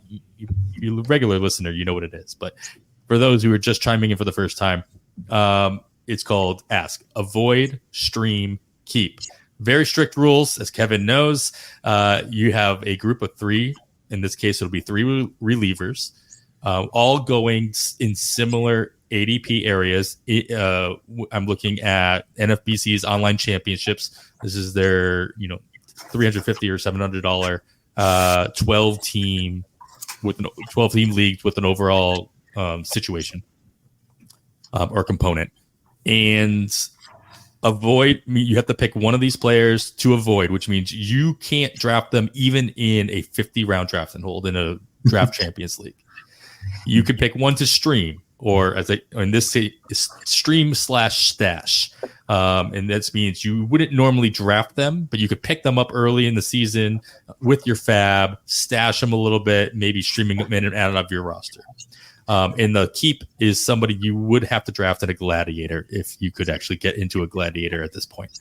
And for those who are not aware of gladiators are teams that rosters that only have a starting lineup. You draft, set and forget it, and you'll get every single stat that these players put up because there is no bench. And so you'd be stuck with them. So without further ado, then, because Kevin, I know, is very well aware of the rules. Kevin, I'm going to start here with your Royals, as I labeled it. This is the We Could All Be Royals section. And I think going into early drafts, it was pretty set in stone that James MacArthur was the guy everybody wanted. And he was the type of guy that I know he did some stuff at the end of last year. I remember going to my first draft. I remember seeing him going. I'm like, I don't know who James MacArthur is. And I'm like, what did he do to deserve this? And obviously, you look into it and he's, pretty talented. But in these online championships, he's only been drafted in 13 out of the 15 drafts that have completed so far. So an ADP of 305. You've got newcomer Will Smith, newcomer to the Royals, obviously not to closing out games. World Series champion Will Smith at 334 ADP. He has been drafted in all 15 drafts. Then you also have Nick Anderson. He's also a newcomer to the Royals, but he has not been drafted yet in an online championship. These are your three, Kevin, especially as the Royals fan here. You know the bullpen, you know the team, so I'm going to take your word here as gospel. Who are you keeping, who are you streaming, and who are you avoiding? So not only are you going to make me follow the rules, you're giving me three choices from a team that Roster Resource has four closers. Yeah. I almost put all four of them in somehow, but if you want to mention them, you could go ahead. No, well, so and a couple of others. So the Royals have completely revamped this bullpen.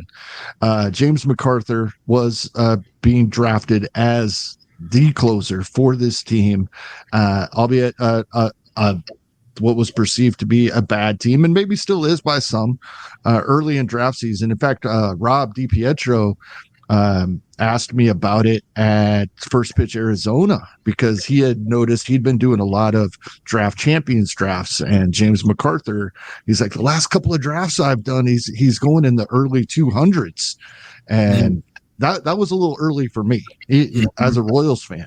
Even I have drafted in places. I have drafted Will Smith. I have drafted Nick Anderson. I've also drafted Carlos Hernandez and John McMillan in draft and holds drafts. So there is a lot going on here with this Kansas City bullpen. So I'm going to be anxious to hear Mike's take. This is mine. Before any of these moves were made, I believe the Royals wanted this to be James MacArthur's job. I believe they are still going to give him the opportunity in spite of the fact that he does have arbitration years remaining, and we know with saves that are a factor in arbitration. So that is a factor. But I believe that he gets the first shot. Will Smith, the only left-hander in this bullpen still, even after all of the signings they've made, and even with some of the young players that have an opportunity to make their way into this bullpen at the major league level throughout the season, Will Smith's the only lefty right now. He'll get some saves, but he's probably the highest leverage guy. So he will get used earlier in games, some games as well. So for that reason, for this purpose, for our game, in spite of the fact I have him rostered on multiple teams, Will Smith's going to be my avoid for right now, for this purpose, being the only lefty. And I'm going to go with Nick Anderson as my streamer, even though he no longer has arbitration eligible seasons. He's going to be my streamer, and I'm going to roll with James MacArthur. I know his underlying numbers don't really support what he did late in the season, but that when it comes to closers, that doesn't always matter, right? We have all these conversations. Is there a mentality to closing? Is it different pitching the ninth inning compared to pitching other innings?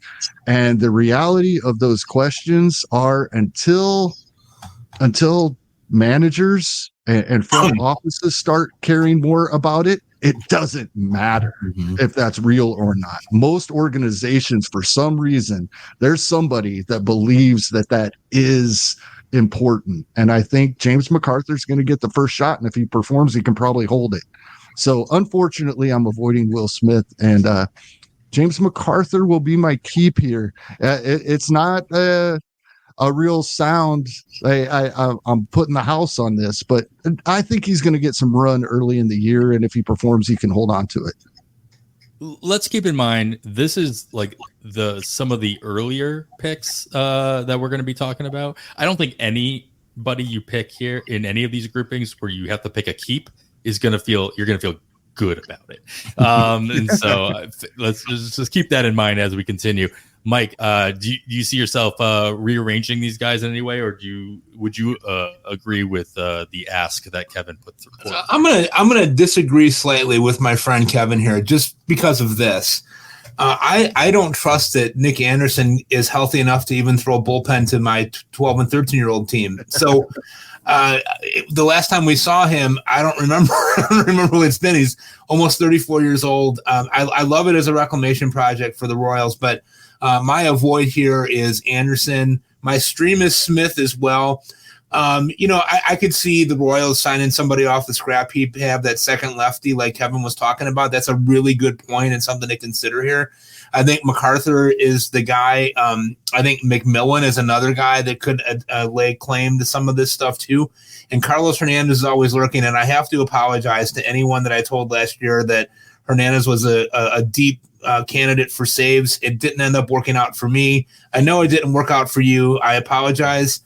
Please give me another chance. But no, my avoid here is Anderson. My stream is Smith. My keep would be MacArthur.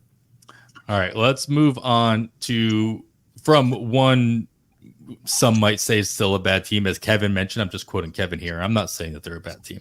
On to this next grouping, which I called, closers on bad teams, or presuming closers on not presuming bad teams. These are definitely going to be bad teams. And they're all going in a very tight grouping, or an ADP between 225 and 255. We're talking Mason Miller at 229, Carlos Estevez at 231, and Kyle Finnegan at 251. Mike, you're leading us off here on the idea that I didn't really touch on too much in the middle of the show, is the idea that a good closer on a bad team is still valuable. But the question I was going to pose is it more valuable than chasing a committee on a good team? Which one is more valuable? Something to consider as you're considering this grouping. But I still ask you the question: where are you putting Mason Miller, Carlos Estevez, and Kyle Finnegan? This is a great question. This is a pick your poison sort of thing here. My avoid here, I think, is Finnegan, based on what I said earlier in terms of they have Hunter Harvey, they have a healthy Tanner Rainey. I think that the Nationals will look to move Finnegan. I don't think that Finnegan will close at his next stop, although he could be an effective high leverage guy. So he would be my avoid. The next part of this is a little bit more difficult because, Estevez is supposedly promised the job right now. Now, they do have a guy named Robert Stevenson who is really moving up boards, which I can understand. He is lights out. He is another type of one of these guys that we're talking about along the brash, mode there, AJ Minter, Abreu mode that could really step in and mow some people down. He's really nasty. But they have said in Los Angeles that Estevez is the closer. For that reason, I would use him as my stream. This is a little bit of a risky thing with Miller because we don't know what the role is. We know that he's going to be in the bullpen. We know that General Manager David Force said he's going to be in the bullpen. Does that mean he's closing? Does that mean that he is a multiple inning weapon that they use to bridge the gap to maybe a Lucas Iserg or something like that? We don't know. They've got a couple of guys there that have a little bit of experience with Zach Jackson and Danny Jimenez too. So it's the lack of role clarity kind of throws you off here. But I think at the end of the day, what will end up happening is Miller will serve some type of a mixed role there. I think he'll probably get somewhere between 10 and 15 saves, maybe more depending. But here's a guy that you talk about, a guy that's got upside. If he took that job and started running with it, he could be a second tier type of closer going into next year if he really is able to do that job and take it. Now, they're going to stink.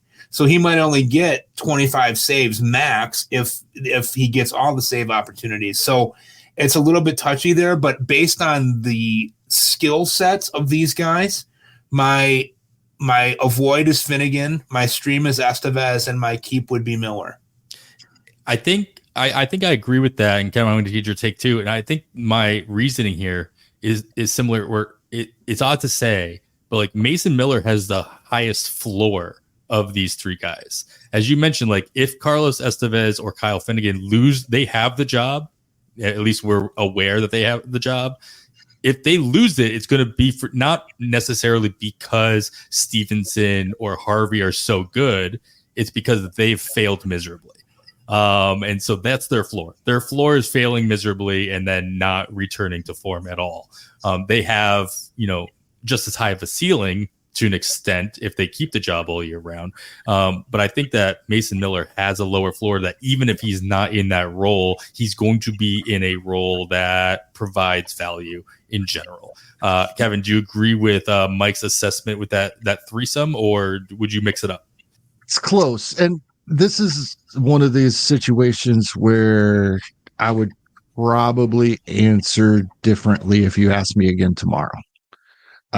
But one interesting thing to me when we're looking at these three teams, and this probably isn't something I should be looking at, but I am. When it's bad teams, I'm going to look and see how many save opportunities did they have as a team last season.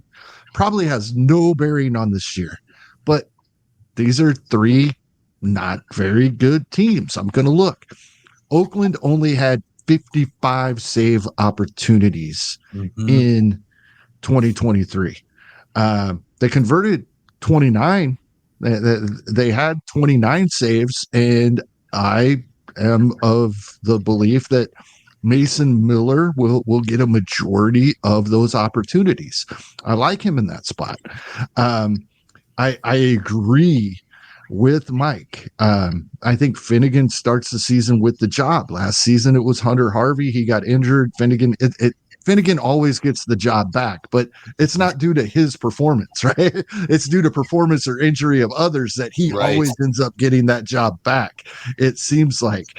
But he performed okay over the years and great in spots throughout the years. And Washington actually had the 12th most save opportunities. Now we're getting into that realm of, not very good teams don't win by more than 3 runs when they win, right? Well, this probably shocks many listeners, and maybe the two of you, it shocked me. The Los Angeles Angels had the 8th most save opportunities in 2023. They only converted, they only had 43 saves. They had 72 save opportunities. The number one in all of baseball is 81.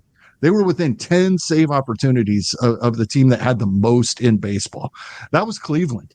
Then we get to Baltimore at number 2. That makes more sense with their 103 wins, right? But so I'm rambling here, but I think just due to the fact that I think it's his job and he'll keep the job, barring injury. And even with the 3rd least amount of opportunities in the league last year, they still had 55 of them. I'm going with Mason Miller in Oakland as my keep here. I just big questions around the other two. I cannot avoid Kyle Finnegan. Like I said, he always ends up with the job. It's not always his own doing. He always ends up with the job. So I'll stream him when that job is his. Unfortunately, that second half was pretty bad. Yes, we're seeing other players signed with the Angels. They're still saying all the right things as far as Estevez is concerned, but with that second half and them as a team having such a low number of saves with such a high number of save opportunities last season, I think the team, in spite of what they're saying at this point, they want another closer. They want another guy in the ninth. I would think. I would if I was them. All right. We got another grouping here. Then we'll move on to these are guys that I just called next up. Like these seem like the obvious guys that whether they're in a committee or if you think they're the setup guys who would move right into the role if they don't currently have it. and they are all very, very close. They're all within 3 ADP picks of each other, between 270 and 280, but really even tighter than that. Yennier Cano, who obviously took a big hit with the Craig Kimbrell being signed in free agency by the Baltimore Orioles. And I cannot not mention this tweet that Alex Fast put out. I think it was today. Craig Kimbrell is the only player on the Baltimore Orioles currently that was acquired through free agency. And that is wild.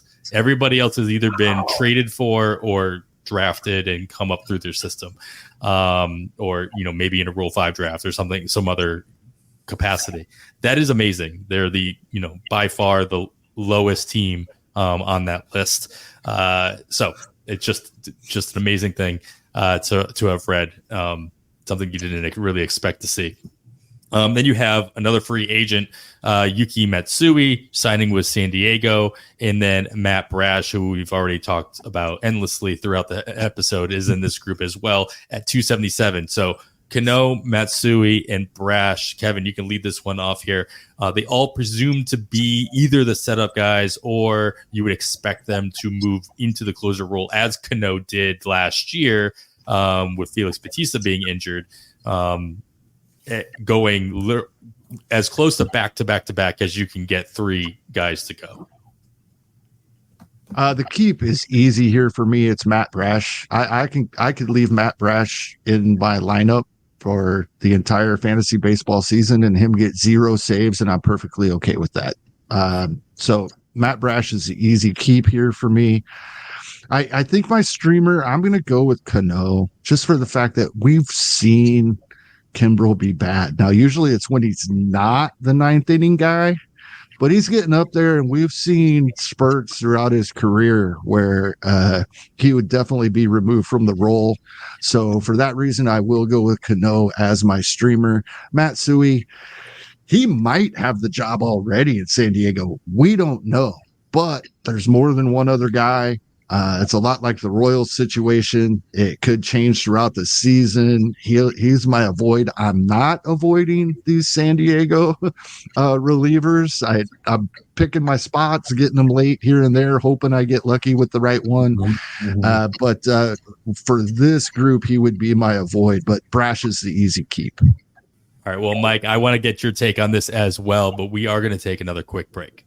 Kohler Smart Toilets introduce a new standard of design and cleanliness, sculptural forms, intuitive technology, and total personalization with integrated warm water cleansing, heated seats, and warm air dryers. For peace of mind and convenience, there are touchless lids, seats, flush, and a self-sanitizing bidet wand. Now you can even use voice commands with Numi 2.0, featuring built-in Amazon Alexa. Explore the complete lineup at kohler.com/smarttoilets and discover what you've been missing.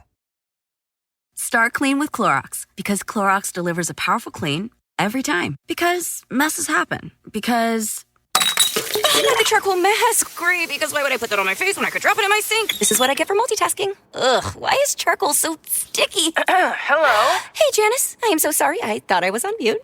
No, we don't need to reschedule. I'll just stay off camera. Ooh, yeah, that happens. So start clean with Clorox. Use Clorox products as directed. TaxAct knows you don't look forward to taxes. TaxAct doesn't even look forward to taxes, and TaxAct is a tax software company. It's basically TaxAct's whole thing. If TaxAct did things over, maybe TaxAct would end up teaching kindergarten or leading fly fishing tours. But that's a different story for a different ad. So why don't we just agree that taxes aren't fun, but you still have to do them? TaxAct's filing software can help you do that. TaxAct. Let's get them over with. All right, right back into it. Mike, do you agree, disagree with Kevin's grouping here, or would you do things differently? Just a little differently. Brash is absolutely my keep. My avoid is Cano, and I'll tell you why. I think in Baltimore is poised for a deep run here. Kimbrell will be the guy. We know that Kimbrell can't really serve any other role in a bullpen other than being the 9th inning guy. He just can't. And so if he fails and he's not good, I think that they would make a move for a closer before that they would put Cano back in that role. Cano really faded down the stretch, if people recall. First 2 months, he was lights out. You couldn't hit him at all. He didn't give up hits. He didn't give up walks. Didn't give up runs. And then he was a little more pedestrian in the second half. And that could have been from overuse and whatnot. But here's the thing about Cano, too. He's not a big strikeout guy. He's 29. He's not like he's a 23-year-old guy that you're kind of, hey, this guy's got another level. I think he kind of is what he is, and he's really good at that role. But I don't know that on my teams that I'll have a spot for him. I want a guy, if I'm talking about an octane guy, like we were talking about Brash get you 100 strikeouts easily. Cano's probably not going to do that. He's probably going to have not even a one, strikeout per inning type of ratio at this point. So he would be my guy that I would avoid. Matsui, I think Kevin touched on it earlier. We don't really know what the closer situation in San Diego is. Context does matter. Suarez is the guy that's the highest paid, but they spent a lot of money to bring in Matsui, a little bit less to bring in Wusagu. My buddy and your buddy, Tim McLeod, who knows everything that there is to know about Asian players, is swearing up and down that Matsui will take that role. In fact, Tim took him and drafted him in our expert draft tonight already. So the mock draft that we did. So I think Matsui would be the stream for me there. So in order then, my avoid is Cano, my stream would be Matsui, my keep would be Brash. All right, fair enough. That San Diego, I'm pretty sure I have a piece of that across multiple leagues as well. So as Kevin, as you mentioned, you pick your spots, take your chances. The beauty of doing fab leagues early. All right. Let's go on to the second to last grouping here. Mike, you're going to lead us off here as we kind of talked about earlier, the idea of handcuffing your closers. You got 3 possible handcuffs here going post 330 ADP. None of them have been drafted in all 15 of the online championships that have concluded so far. We've got David Robertson going at an ADP of 337, though he's only been drafted in 7 out of 15 drafts. Scott Barlow, we talked about earlier, at 352, only drafted 4 times. And then Kevin Ginkel in Arizona at 353, right after Barlow, also only drafted in 4 out of the 15 drafts concluded. You've got to avoid one of them. You've got to stream one of them. You do have to keep the other one, whether you like it or not. That's the rules. The rules, Mike. Who you got? I'm probably going to avoid Barlow. I'm going to probably stream Ginkel, and I'm probably going to keep Robertson. And I just comment on the Robertson keep because some people might be against that, and I accept that. I totally understand that, but the Texas situation, I don't think Jose Leclerc has his finger completely on the pulse of that one. And we know what Bruce Bochy is. He's a winner. He's got 4 World Series rings. He didn't get there by, doing things in a weird fashion when it comes to bullpens. He prefers to have a set closer. We know that. But they've got Leclerc there, but they've also brought in quietly Kirby Yates and David Robertson. Robertson is 39. His best days are behind him, but he can still get the last 3 outs of a game. And it would not surprise me at all in the least if they used Leclerc in a little bit different fashion with Spores and turn that 9th over to Robertson actually relatively early on. Leclerc has trouble with command. And we saw that even in the World Series. The guy who got the last save for Texas in the World Series was Josh Spores. So I don't know that he's committed to. We know he likes veteran closers. That's why they brought in Will Smith last year. They milked what was left out of Will Smith and then sent him out. Although Will Smith continues to win World Series rings, hint, hint, Kevin.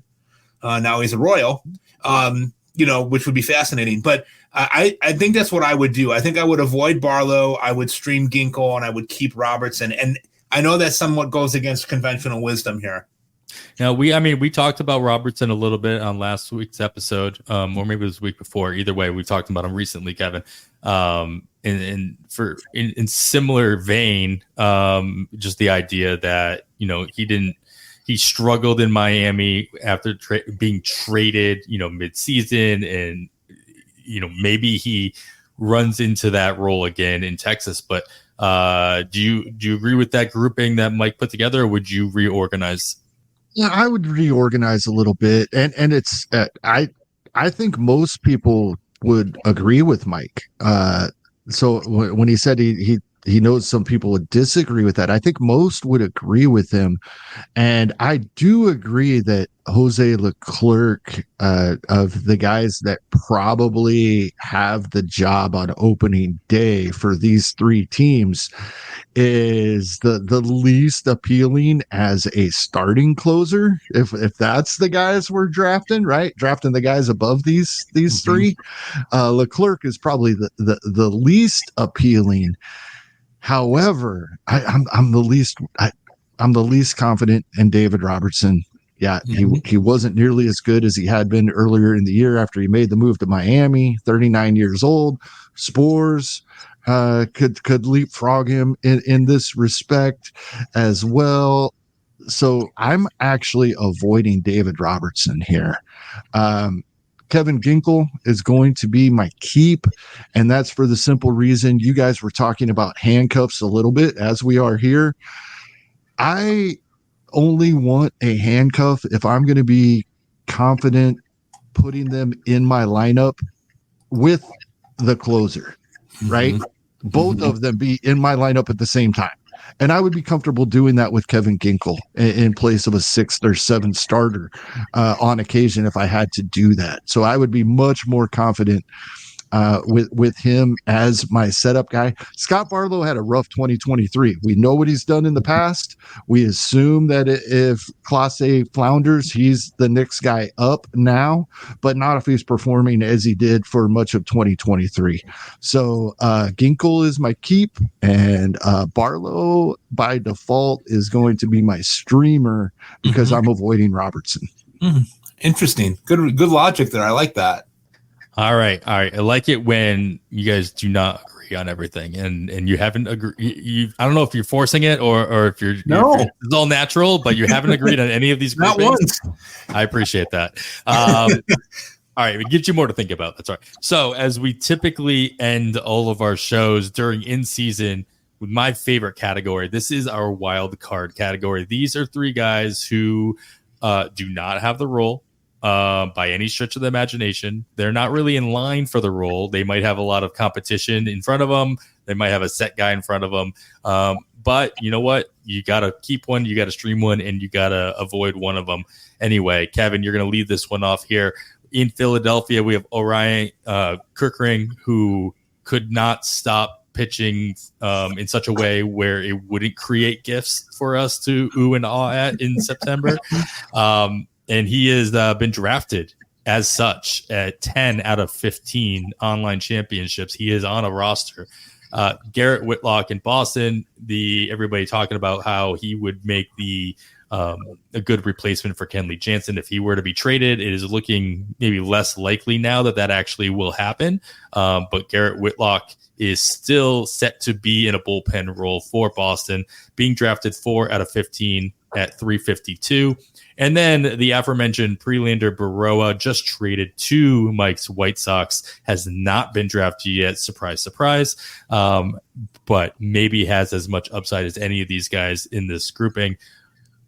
Who would you avoid? Who you streaming? And you got to keep one of them.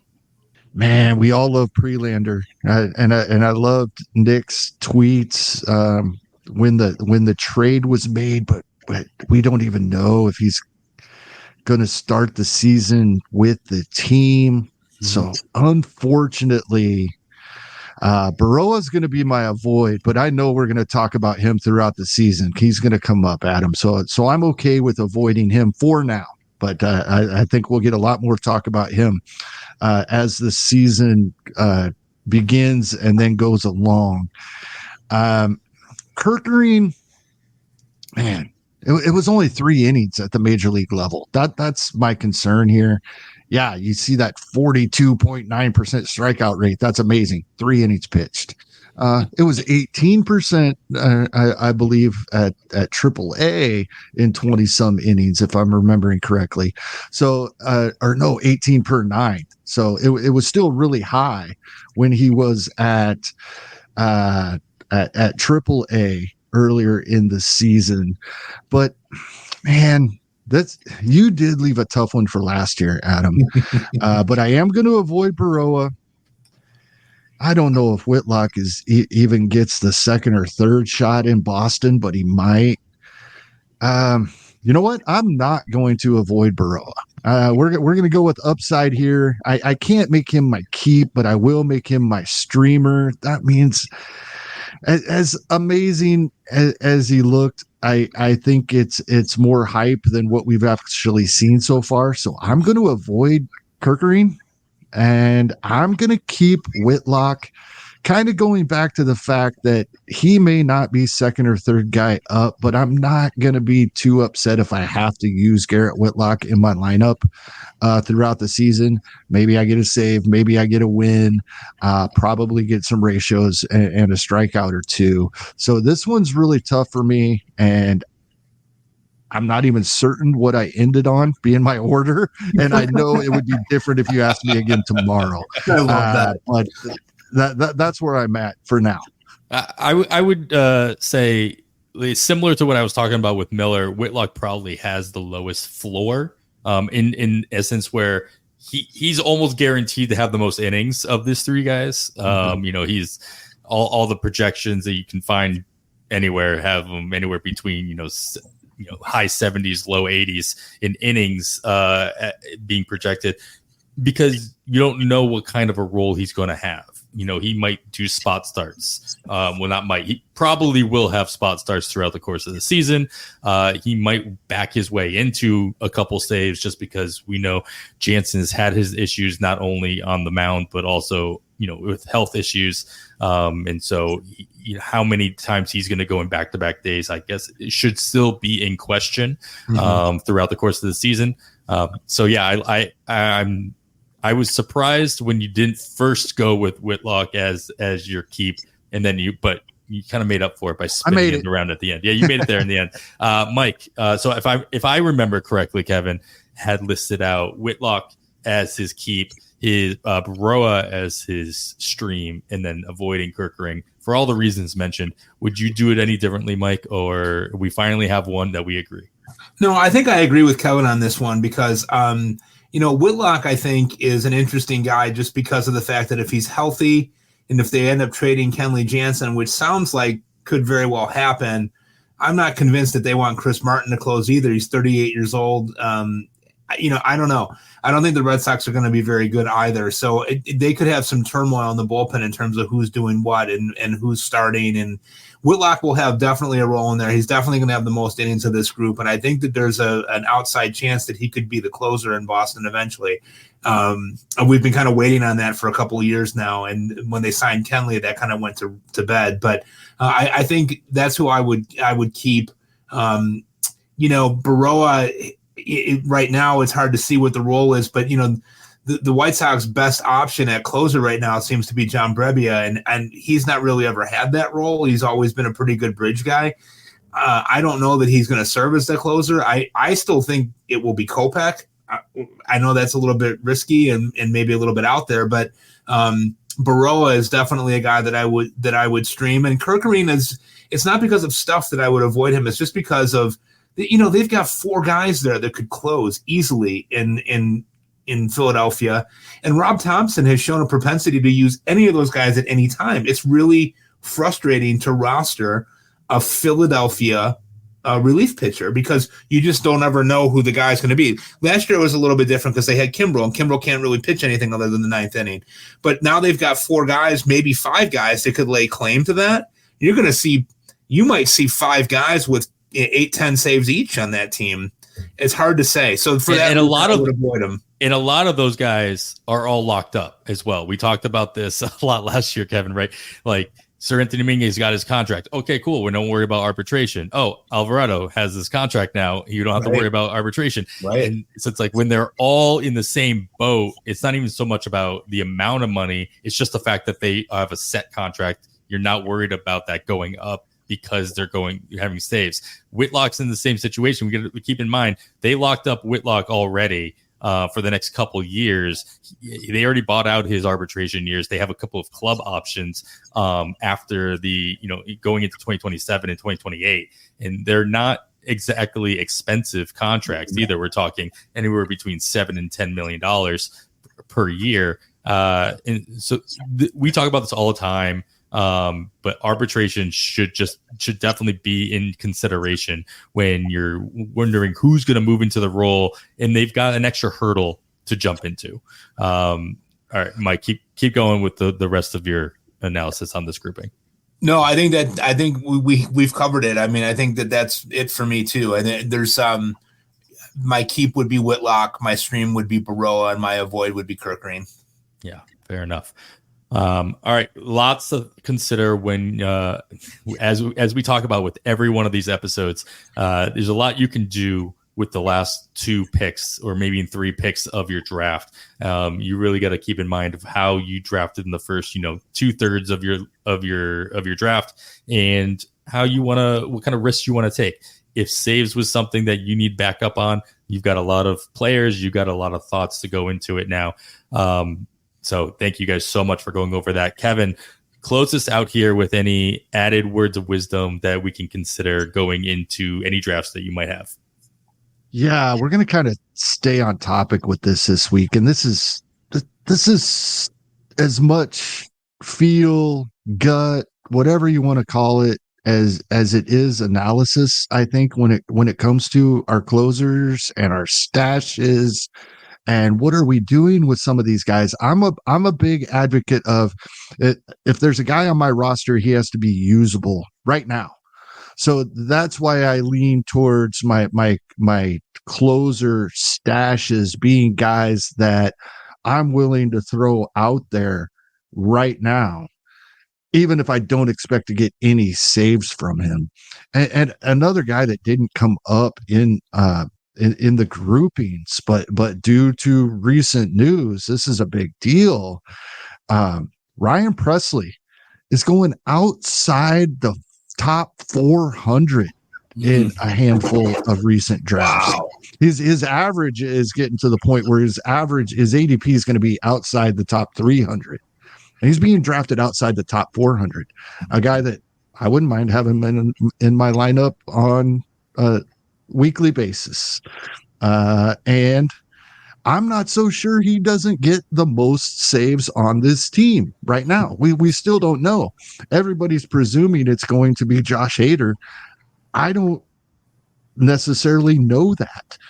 It's a pretty good bet, I would say.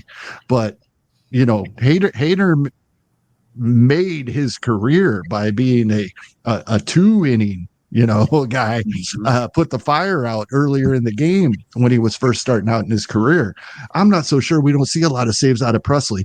So I think it's just when it gets to this point and talking about these types of players, you brought this up at the very beginning of the show, Adam. Remember, you're drafting these teams, you're setting your lineups, and sometimes all of the information and all the knowledge in the world isn't going to explain what actually happens. And if you have a gut feeling on a player, especially when we're talking these 9th inning situations, and especially if you have any knowledge at all of what the manager is actually thinking and what he likes to do, roll with it. It's as good of analysis as any. Is it roll with what your gut is telling you?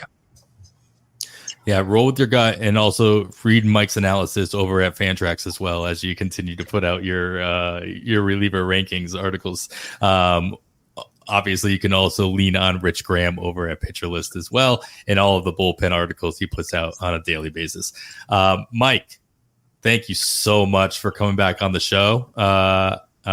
Remind everybody anything that you've got working on specifically, and then we'll close it out.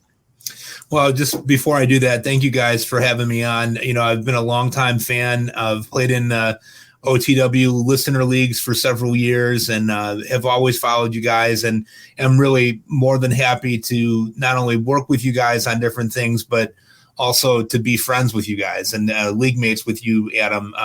It's really great. And I always look forward to seeing you guys when we have the opportunity to sit and break bread or have a beer and hang out. It's always a good time. So yeah, you can find me on Twitter or X, whatever you call it, at MDRC0508. Terrible Twitter handle. I've went through that story many times. Don't need to rehash it here.